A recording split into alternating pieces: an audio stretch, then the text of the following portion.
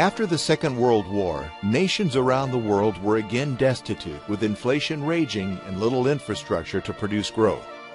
One exception was the U.S., which, relatively speaking, was left enriched by the munitions trade during the first part of the war. As England dumped the majority of their gold into the pockets of U.S. arms producers, the massive imbalances created were too great for the gold standard to correct quickly enough. Thus, the Bretton Woods Agreement was born.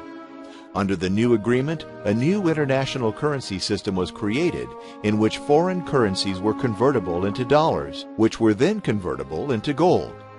This enabled nations to create flexible fiscal policy and manipulate interest rates to spur growth, while the U.S. dollar anchored the system with its gold convertibility. As time passed, the U.S. dollar became the world's reserve currency.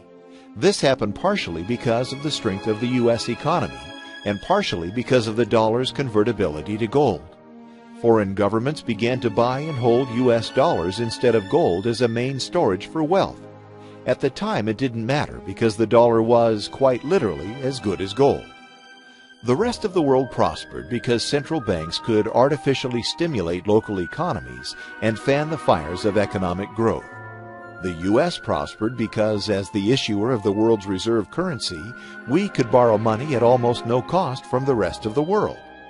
As everyone wanted to hold our dollars in treasury debt, it was as if the world had handed Uncle Sam a credit card with no borrowing limit and basically no interest rate. In the end, money, which used to be in limited supply, was now virtually free for the entire world.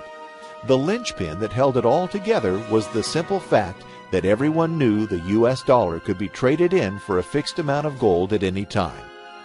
Then came the Vietnam War and our old friend, Dick Nixon.